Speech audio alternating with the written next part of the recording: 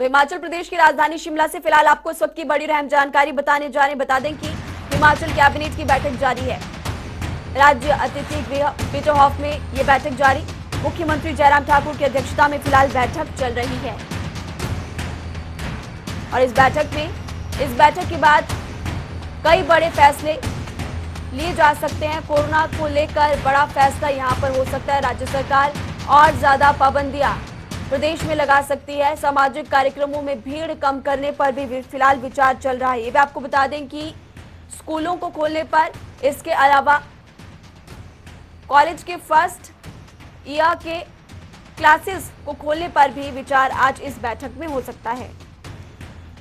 विकास शर्मा इस खबर पर हमारे साथ ज्यादा जानकारी के लिए फोन लाइन पर जुड़े हुए हैं। विकास, कब तक ये बैठक चलने वाली, क्या कुछ जानकारी मिल पा रही है और साथ ही क्या क्या बंदिशें यहाँ पर लग सकती है, क्या और ज्यादा पाबंदियां लगने के आसार?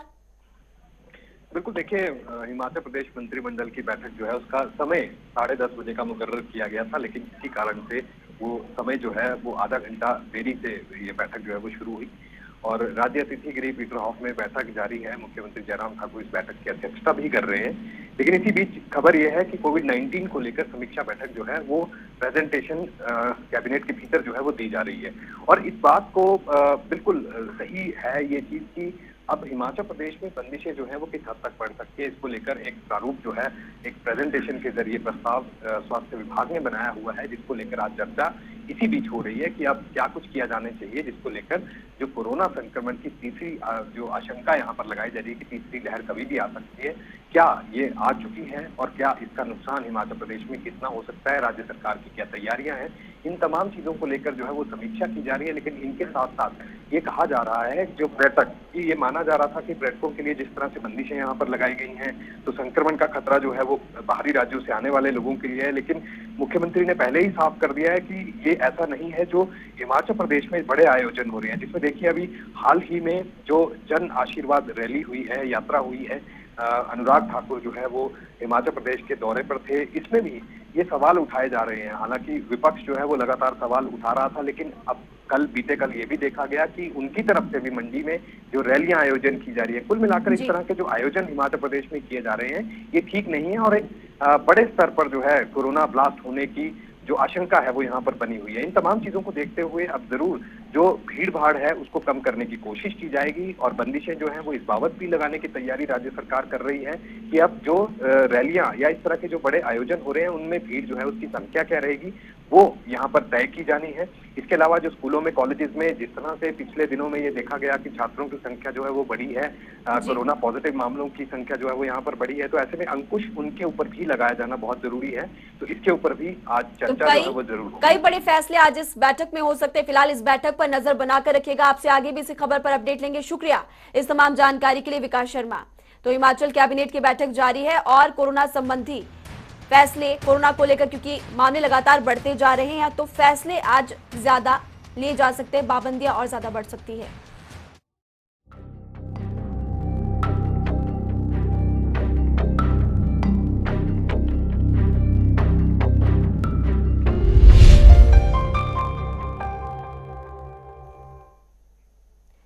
हिमाचल प्रदेश में कोरोना के आंकड़े बीते 2 से 3 दिनों से भी घटते नजर आ रहे हैं और हालात सुधरते नजर आ रहे हैं। बीते 24 घंटों की अगर बात करें तो कोरोना के 233 नए केसेस सामने आए। ग्राफिक्स के जरिए आपको विस्तार से इस खबर पर जानकारी देते हैं।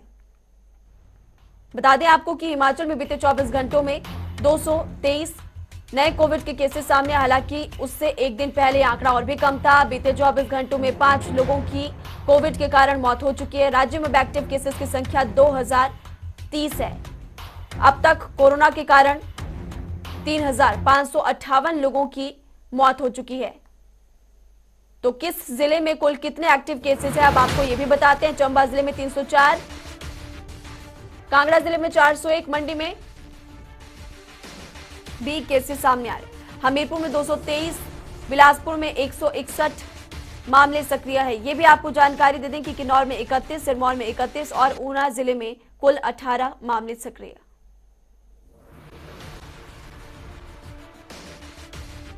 तो ग्राफिक्स के जरिए फिलहाल आपको बता रहे हैं कि किस जिले में कुल कितने मामले सक्रिय है।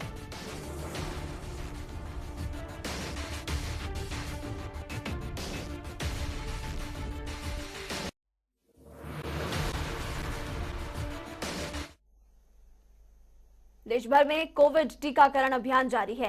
राज्य सरकार अपने राज्य में भी अभी सभी लोगों को वैक्सीन उपलब्ध करा रही है और इसी कड़ी में हिमाचल प्रदेश के मंडी जिले में कोविड टीकाकरण को लेकर एक टास्क फोर्स गठित की गई है, जिसमें सभी लोगों को अगले 4 दिनों के अंदर कोरोना की पहली खुराक दी जाएगी। मंडी उपायुक्त अरिंदम चौधरी ने बैठक में 4 दिन में किसी भी हालत में ये टारगेट पूरा करने के आदेश दिए। गौर रहे कि ये अभियान 24 से 27 अगस्त तक चलाया जाएगा, इसलिए आपने भी अगर अभी तक वैक्सीन नहीं लगाई है तो जल्द से जल्द जाएं और वैक्सीन लगवाएं।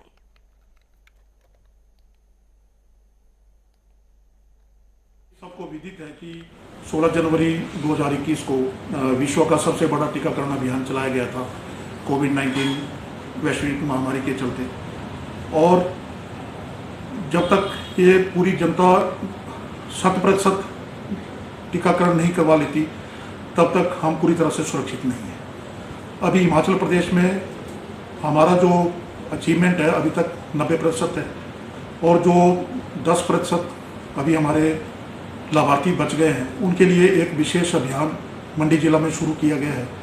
अगले 4 दिनों में हमारा जो है टारगेट है कि फर्स्ट डोज जो है वैक्सीन की, कोविड-19 वैक्सीन की फॉर एलिजिबल पॉपुलेशन की 100% कवरेज पहुंचने में हम सफल हों। तो इसके अंदर अलग अलग विभागों को अलग अलग जिम्मेदारी दी गई है, अलग अलग काम को अलग अलग विभागों के द्वारा किया जाएगा, उनका जो है प्लानिंग करी गई है। आज जो आपका पंचायती राज विभाग है और हमारा आरडी डिपार्टमेंट है, उनके माध्यम से जो भी लेफ्ट आउट पॉपुलेशन है हमारी, उनको हम कवर करेंगे।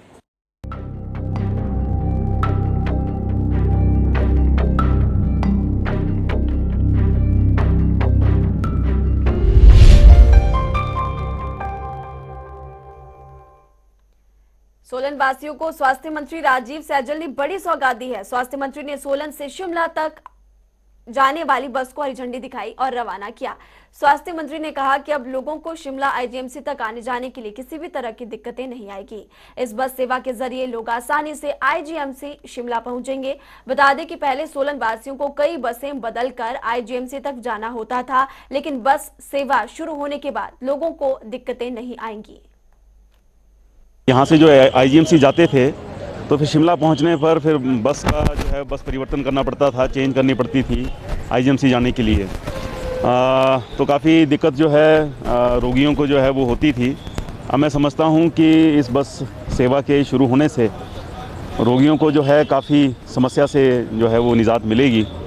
तो मैं सबको इस नई बस सेवा के शुभारंभ की बधाई देता हूँ और शुभकामनाएं देता हूँ।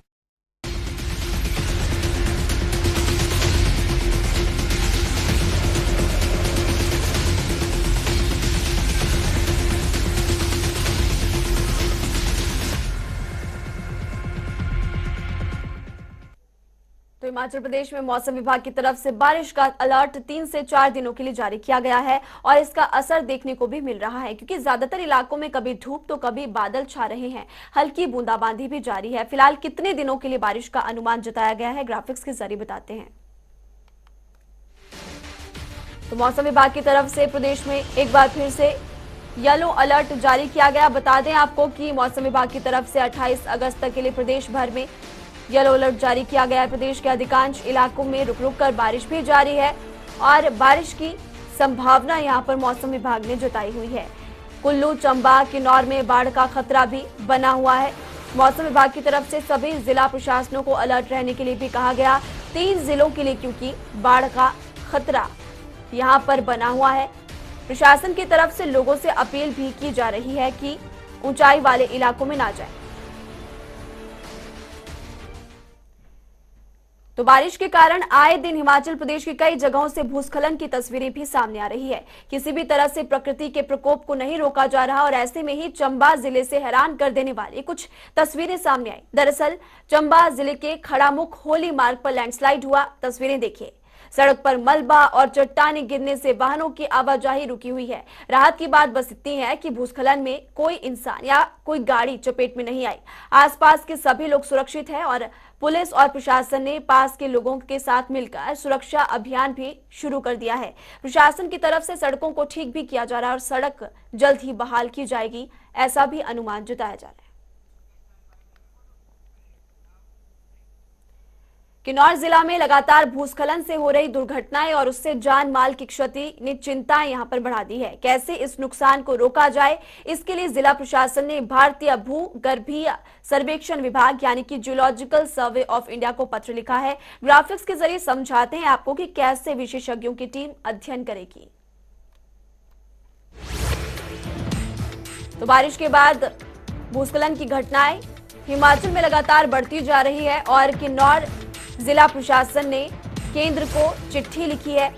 भारतीय भूवैज्ञानिक सर्वेक्षण को यह चिट्ठी लिखी गई है। यह भी आपको बता दें कि जिला उपायुक्त ने भूवैज्ञानिक सर्वेक्षण को चिट्ठी लिखकर पता लगाने के लिए कहा है। विशेषज्ञ अब पता लगाएंगे कि आखिर ज्यादातर इलाकों में भूस्खलन क्यों हो रहा है। जिले में 6 संवेदनशील जगहों पर सबसे ज्यादा भूस्खलन हुआ। ग्लेशियर पिघलने के कारण का भी पता लगाने का आग्रह यहां पर किया गया है। विशेषज्ञों की टीम ने निगुलसरी इलाके का भी दौरा किया। कुछ दिन पहले दौरा किया गया था। विशेषज्ञों की टीम अभी 6 जगहों का फिर से दौरा करेगी। अब बात बीजेपी की जन आशीर्वाद यात्रा की करेंगे। 19 अगस्त से यात्रा शुरू हुई थी और कल देर रात ये यात्रा ऊना जिले में जाकर खत्म हुई। 5 दिनों में क्या कुछ रहा, हमने आपको हर खबर के बारे में बताया और ऊना में अनुराग ठाकुर ने इस यात्रा के खत्म होने पर क्या कुछ कहा, अब आपको ये भी सुनाते हैं। आभारी हूँ हिमाचल प्रदेश की जनता का, जिन्होंने जन आशीर्वाद यात्रा में दिल खोलकर आशीर्वाद भी दिया, स्नेह प्रेम सब कुछ दिया। और मैं यहाँ तक कहूँगा कि चाहे मातृशक्ति हो, बुजुर्ग हो या हमारे नौजवान हो, सब ने बढ़ चढ़कर इसमें हिस्सा भी लिया। और जो पार्टी का कार्यकर्ता नहीं भी था, उसने भी अपनापन समझ के कि हिमाचल को कुछ मिला, हिमाचल को जिम्मेदारी मिली है, उसको देखते हुए आगे बढ़कर आशीर्वाद दिया है। तो अपने संसदीय क्षेत्र पहुंचे अनुराग ठाकुर सोमवार को जनता का प्यार जोश देखकर भावुक हो गए। सुनाते हैं आपको उन्होंने क्या कुछ कहा। आज भी कोई 91 साल के बुजुर्ग, कोई 95 साल के, कोई 97 साल, 3-3 घंटे तक धूप में खड़े रहकर, जिनको शायद आज मुझसे कुछ भी ना चाहिए, क्या चाहिए होगा 95 साल की उम्र, लेकिन वो आए भी और आशीर्वाद दिया भी। बहुत सारी माताएं बहनें ऐसी थी जिन्होंने शायद वोट किया होगा, वोट के माध्यम से भी आशीर्वाद दिया होगा।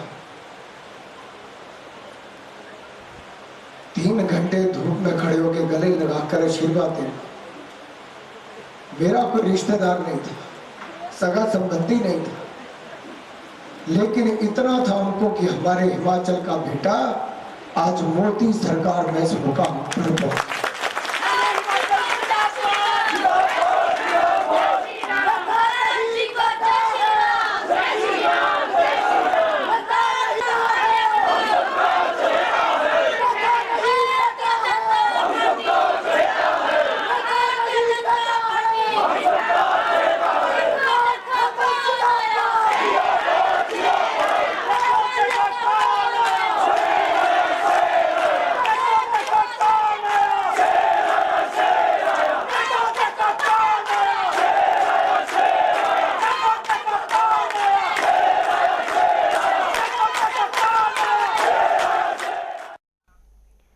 उधर कांगड़ा के ज्वालामुखी में प्रशासन एक गरीब परिवार की मदद में आगे आया। अंब पठियार पंचायत के बुजुर्ग दंपत्ति के लिए डीसी कांगड़ा मसीहा बने हैं। इस रिपोर्ट के जरिए आपको बताते हैं।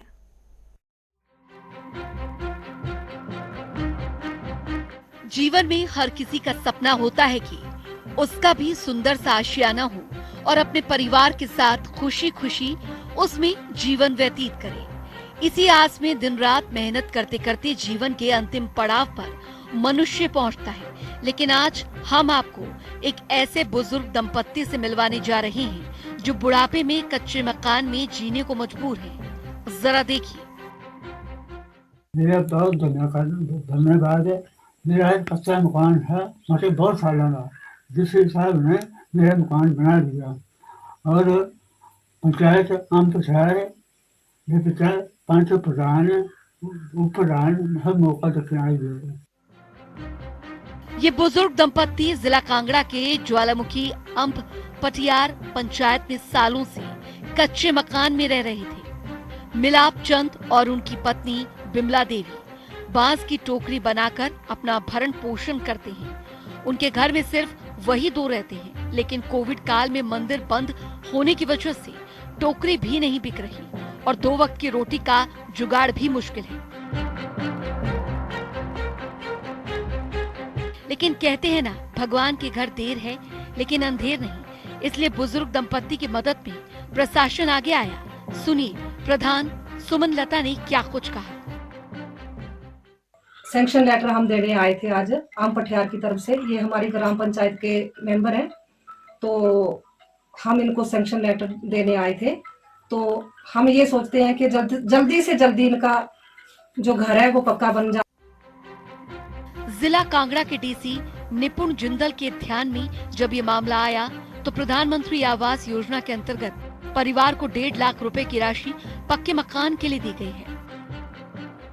जिला प्रशासन उसको ज्ञान हुआ जुलाई के महीने में, तो इस पर कार्रवाई करते हुए जो मुख्यमंत्री आवास योजना है जो माननीय मुख्यमंत्री हिमाचल प्रदेश द्वारा चलाई जा रही है, इसके तहत उस परिवार को, उस बुजुर्ग दंपत्ति को जो है वो घर सैंक्शन किया गया और जो 1.5 लाख रुपए उसके अंदर प्रावधान है घर बनाने के लिए, और उसकी जो पहली किस्त है वो उस गरीब परिवार को मिल भी चुकी है और ये आशा की जाती है कि उनका घर जल्दी से जल्दी बने और किसी भी प्रकार को उनको और भी सहायता की आवश्यकता होती है तो जिला प्रशासन साथ है। प्रदेश में और भी अभी ऐसे कई जरूरतमंद होंगे जो सरकार की इन योजनाओं के इंतजार में इस पड़ाव तक पहुंच जाते हैं, लेकिन सरकारी योजनाएं इनके घर द्वार नहीं पहुंच पाती और न ही हर किसी का मामला जिलाधीश तक पहुंचता है। अगर इसी तरह से सब लोगों की मदद होती रही तो जाहिर तौर पर सभी लोगों तक सरकार की योजनाएं पहुंच जाएंगी। जनता टीवी के लिए कांगड़ा से अनूप धीमान की रिपोर्ट। अपना हिमाचल में अभी के लिए फिलहाल इतने वक्त हो चला एक छोटे से ब्रेक का, हम फौरन वापस लौट